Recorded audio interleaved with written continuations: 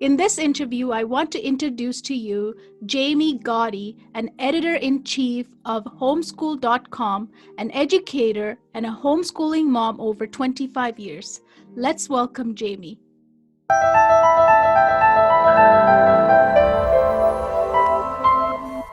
So thank you so much for joining me today, Jamie. And I wanted to start by asking you, you have 6 children who you homeschooled and homeschooling still, right? I want to ask, when you got started, was there anything that was hard to set up in the beginning when you began your homeschooling journey? I would have to say that the most difficult part was that I came from a teaching background. I was a classroom teacher and then decided to homeschool. And so I had it in my mind that my homeschool had to look like my classroom did. And so I brought the kids home and we started this homeschool adventure, but we had a miniature classroom. Mm-hmm. And that works for some people. With us, at that time, I had 4 that I was actually homeschooling and a baby.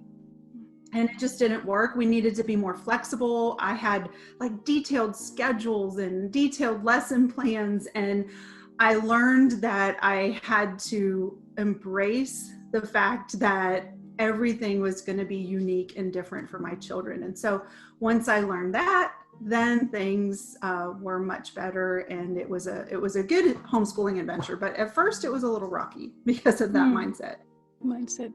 Okay. And how about balancing? I guess you can go into that now, is like balancing the family life and teaching 6 children, or even not, it doesn't even have to be 6 children. Even if you have 2 or 3, it's kind of a big thing, right? Big deal. It is. It takes a lot of effort. I would say that a lot of times I feel like I have to be on my game. I can't just totally relax and not think about stuff. Like I have to be organized. I have to have things planned. Now, I know I just mentioned that I was over planning initially, but I had to find that balance. I did start over planning and then I went kind of unschooling and didn't. And then I realized I have to have a simple plan, but be flexible. And so I work and homeschool, and I even still teach some college level classes. And so I have to have a good plan in place and some basic organization things for family, like a chalkboard that tells everybody what they're doing on each day of the week. Mm-hmm. Some practical things like that really go a long way to helping you manage the different aspects of your life. Even a simple meal plan, things like that. And I do want to throw out homeschool.com has a free planner that homeschool moms are welcome to just go right over there right now and grab. And it has that in there. It has a simple homeschool plan and then a meal plan. And just obviously we want to keep it simple but flexible and keep our education unique for our children. So you do have to have some planning and organization to help you do that. Yes, for sure. And how about, you said you worked as well, right? It means some people right now thinking that, can I work and homeschool? Is that going to be tough? How do I balance that? You've done it. How was that for you? And it's possible? Right? Planning is probably the main thing. Right. It is absolutely possible. And I would not trade my life over the last 10 years for anything. I've enjoyed it. It's been wonderful to stay at home with my children and to just watch them grow up and not miss any of their firsts. Yeah. But yes, you've got to have some organization in place to be able to do those things. Now, it's going to look different in the different stages of life. So when my kiddos were little, I could not homeschool and work at the same time. Yeah. I had to separate it. So I would homeschool first and finish, and then they would play, and then I would work.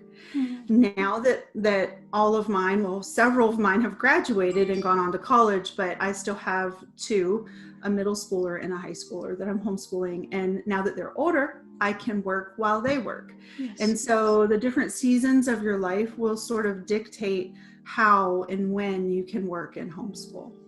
Exactly. And homeschooling is a long-term commitment, right? It's not like, some parents have experienced over the last 2 months some sort of homeschooling, which is really not homeschooling, like crisis or pandemic learning. But that's where we are at right now. We're at a pivotal point where, do we want to continue this way, or should I send my kid back, right? But along with the commitment can come burnout, right, over time. How do you prevent that? Like, well, of course, everybody is different. Every individual mom, every individual dad, they're going to have different needs. But my suggestion, and this is what I would tell my friends, if you're struggling with burnout and things just feel like they're overwhelming you, is to just stop. I think that's the wisest thing to do, instead of trying to push through, just, say, I've got to do this. I've got to finish homeschooling today. No, if you're struggling that bad with burnout, I would say just take a break.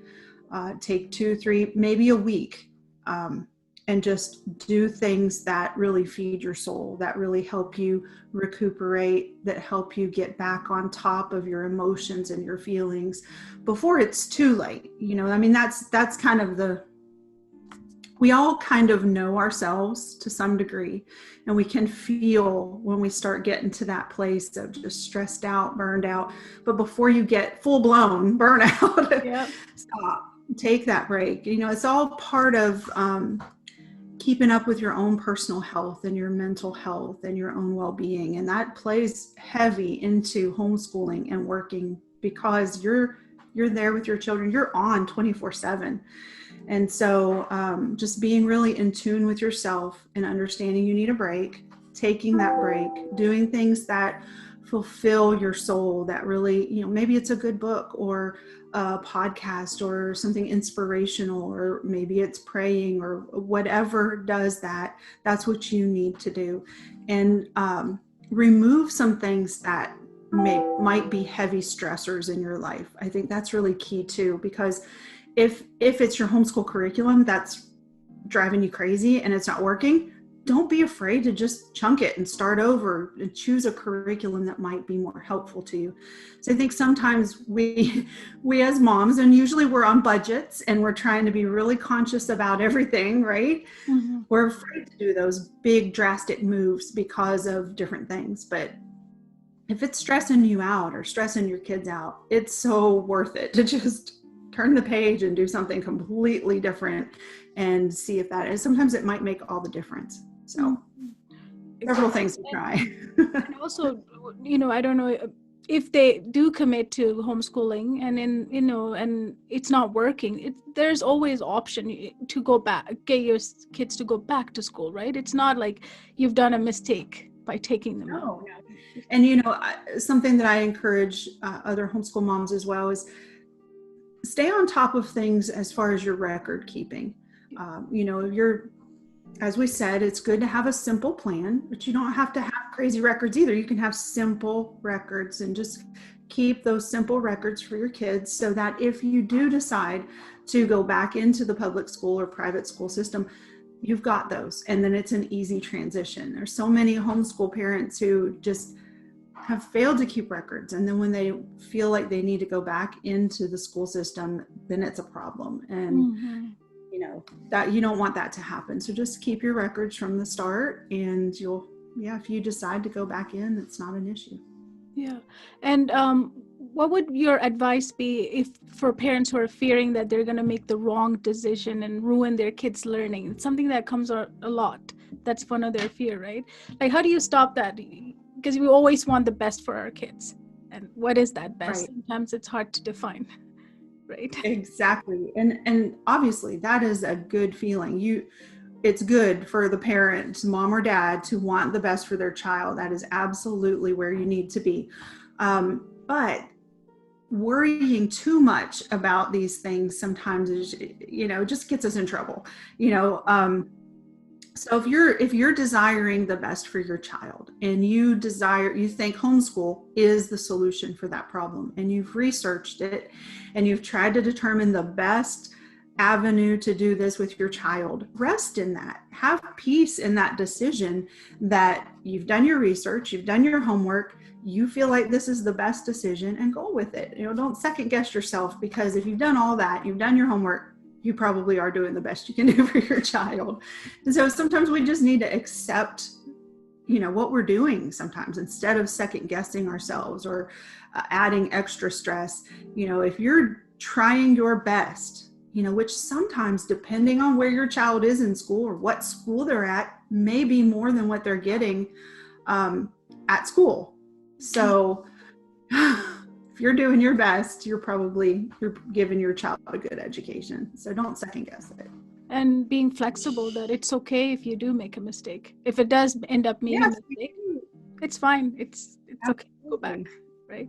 That's another thing that's come up a lot recently with the COVID-19 and the quarantine and all the unrest, even here in the United States, and parents are really nervous about sending their kids back to school. So a lot have been deciding to homeschool. And this is a question that comes up, am I going to be able to do it? Can I do it?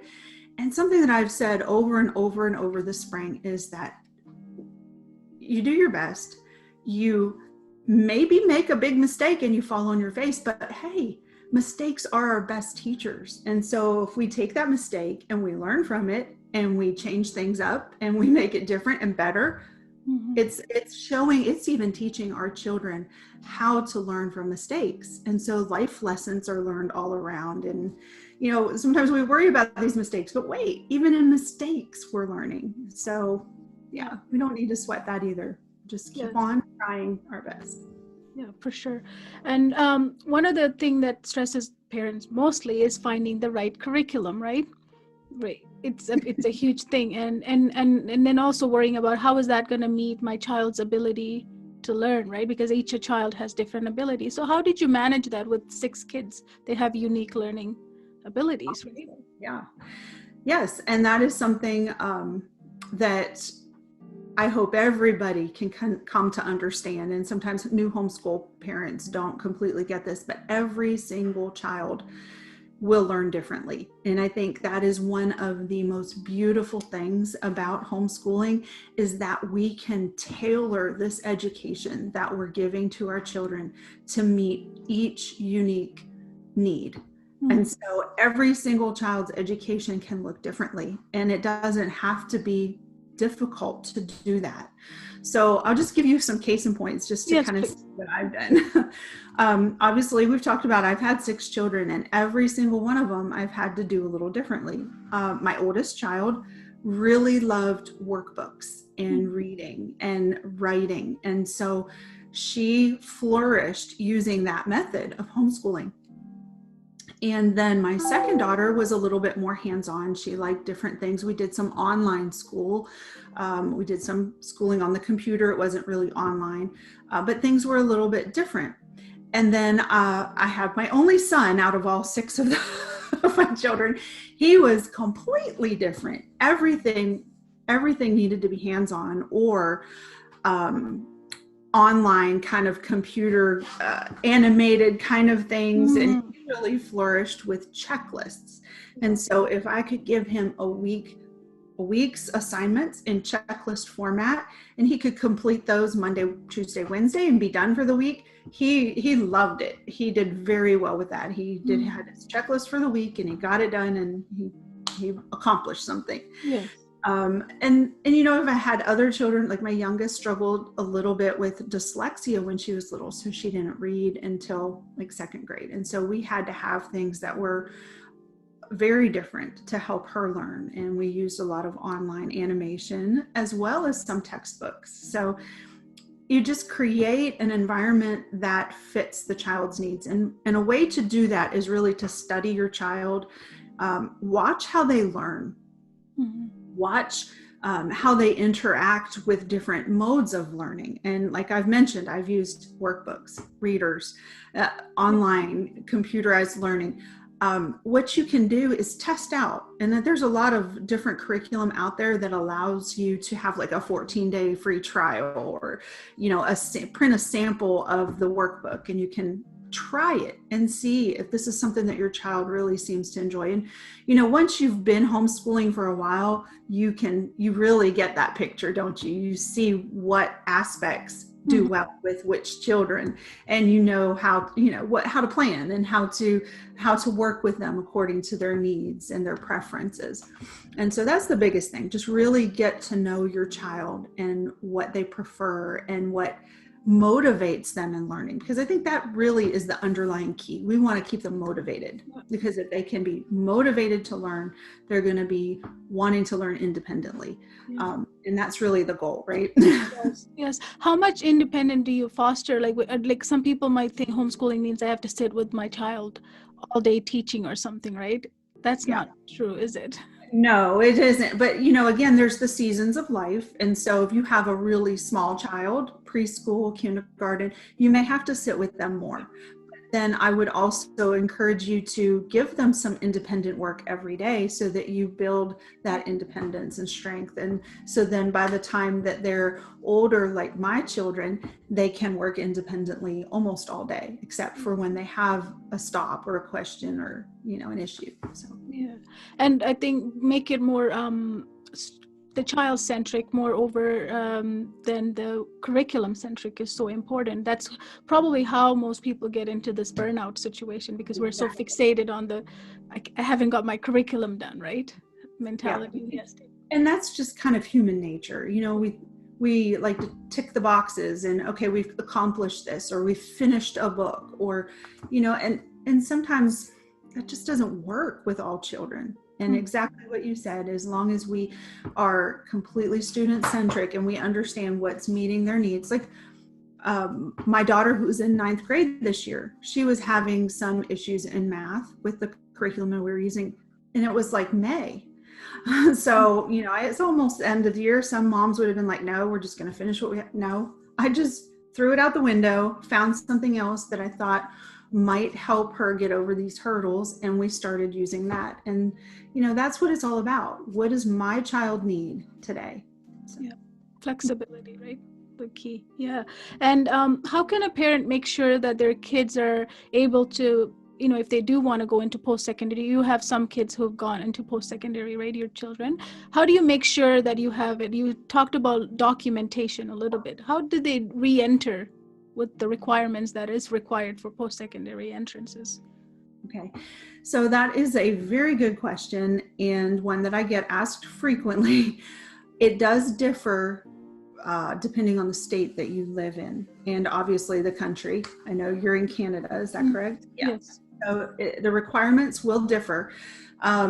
For us, I live in Georgia in the United States, and in our situation, I just kept very good records. And then when we were in high school, of course, we started high school, I tried to make a 4-year plan to meet their goals. And so that's a big thing too. When you start on this journey and you're getting into high school and they think they want to go on to college and university or whatever their future might hold, you talk about that. You really dig into what their dreams are and how you can help them accomplish that.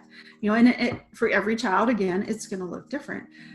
So for example, I have a daughter, she's graduated now, so she is in college, but her goal was to become a nurse. Mm-hmm. And so we had to sit down and we discussed everything that was going to be required of her to become a nurse and the different ways, the different paths we could take to accomplish that.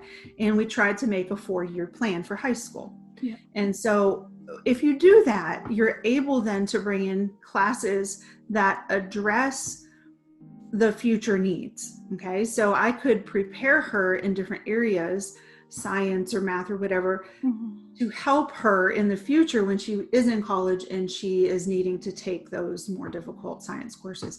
And so that's so important, because you've got these 4 years of high school that you can use to prepare if your child knows what they're wanting to do. Sometimes they're young. They have no clue until they've graduated or even in their 20s.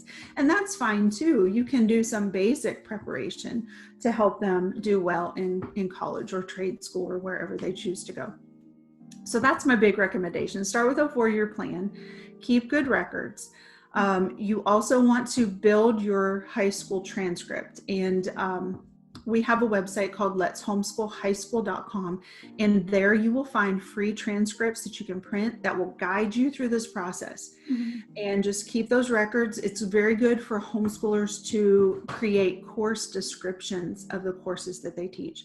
Because we're homeschooling, it's not going to be exactly like the public school courses that the colleges are used to. That, you know, when they see a public school course listed as biology, they know what's taught.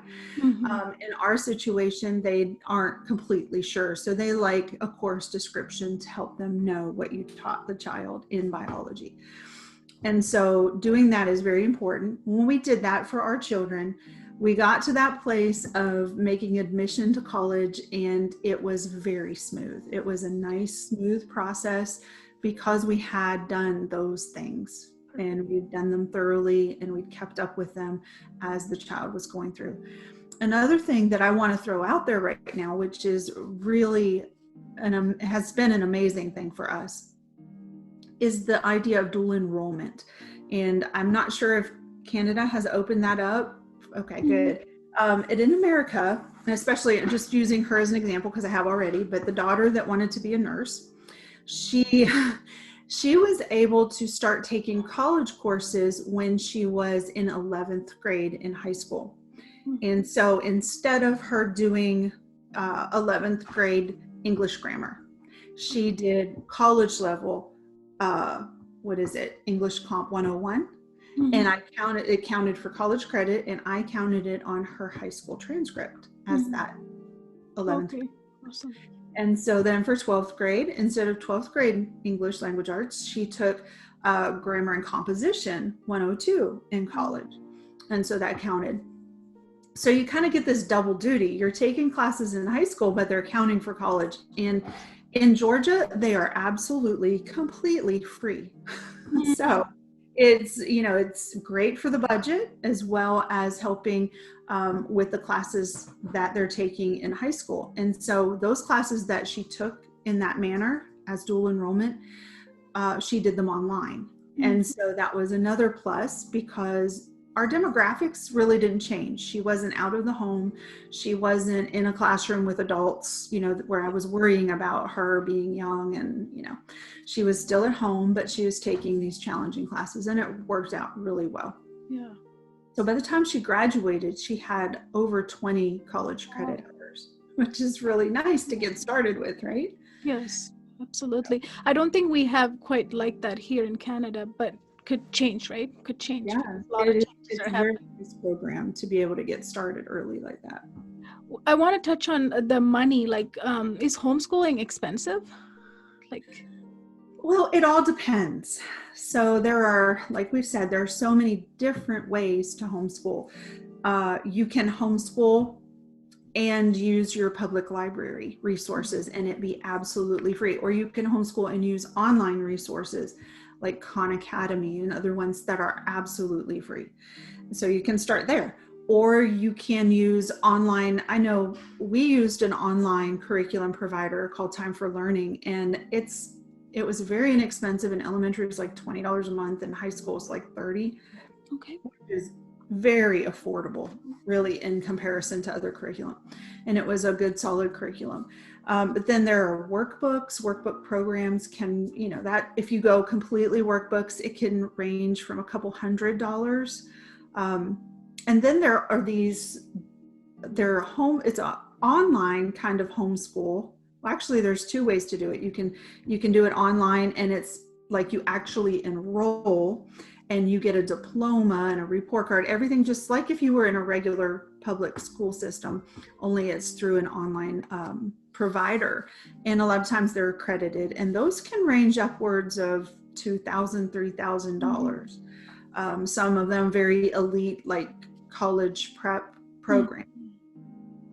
And then there are also very similar to that are workbook based, only they will send you your curriculum and then you send your tests and quizzes to them and they'll grade them. And then you do get your diploma from them as well, also accredited. And those are $1,000 to $2,000 a year. So it can range from free to yeah, that's why it's your choice, right? Wherever it fits for your family's budget. Absolutely. Yeah. And you talked about motivation, right? Always look for the motivation in your kids and what inspires them to learn, right? It's important. One of the ways to foster that is doing some career exploration, right? You talked about that last time when I met you. You said there was a program that you guys had in your website where they can explore about careers, because that kind of makes you think about what do I want to be, right? Absolutely. And it is very important because, some children as young as 8, 9, 10 know what they want to be when they grow up. And then others struggle with it. And there's nothing wrong with that. Maybe they're just thinking about it. They want to be sure. So, if your teenager is still struggling with it and they're just not sure, we do have what we call a career exploration course. It's an 8-week course, and it's free, and you can find it on letshomeschoolhighschool.com, and that just walks your student through kind of the thought process. What do you think I'm cut out to do, or what abilities do I have? And those are all things that should tie into a young person's career choice. And what motivates them, because one thing I tell my kids all the time is choose something to do with your future that you enjoy, because then every day you'll get up and you'll enjoy going to work. So that's what I encourage students to do. I want them to find something that just brings them joy, and then the rest of their life will follow. I mean, they'll find joy in their job and their career and their future. How did you make sure your kids were socializing? One of the fear everybody talks about homeschooling is that, they're going to be away from their peers and they're not going to have socialization with the other people. How do we fix this, and how would they come up in the real world afterwards, right? What would you say to that?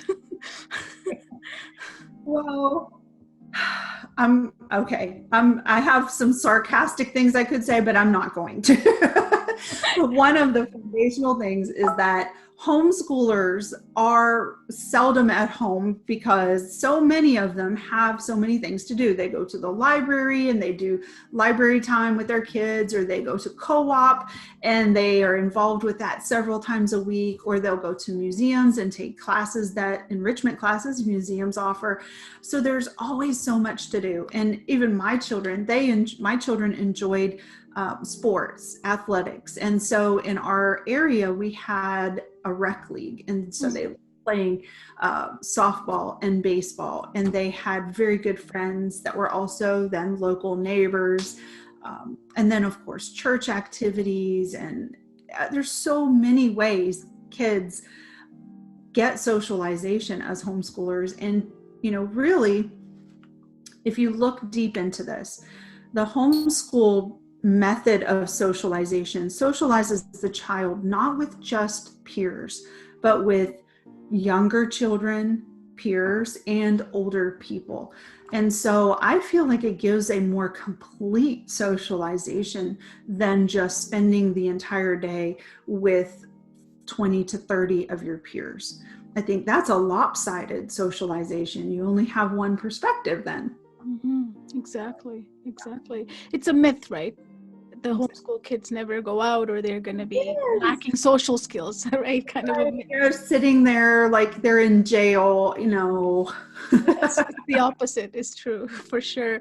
And as a teacher and, college professor and stuff, why did you start homeschooling? Like, what was your inspiration to do that? Well, it was kind of a surprise. We actually hadn't planned on it initially. And, as I mentioned, I was a classroom teacher, was involved even in administration, leadership of the school. But our oldest daughter was being bullied. Mm-hmm. And it was a very difficult time. It was a difficult situation.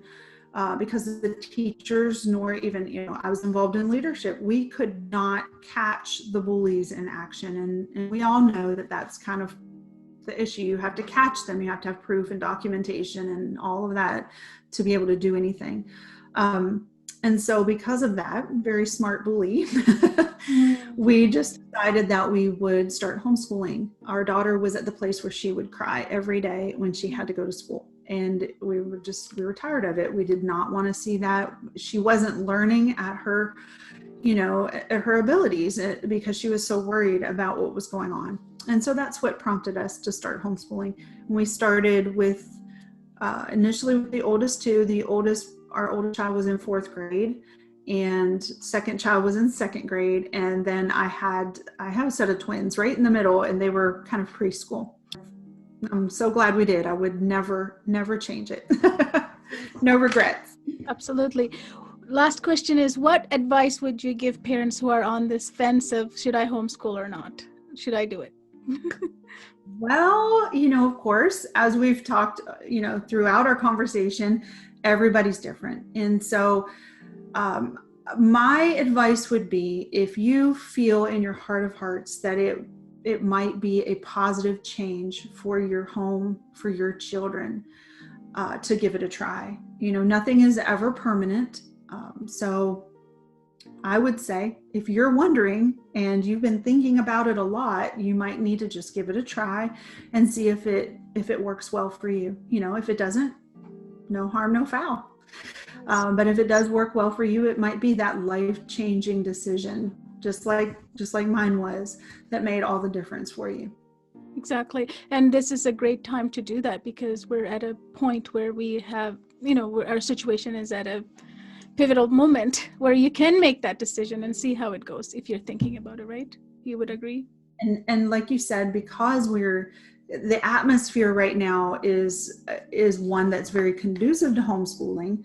There are a lot of companies out there making their curriculum free for a month or two, free trials. So it's a really good time to give it a try. Yes. Yeah. For sure.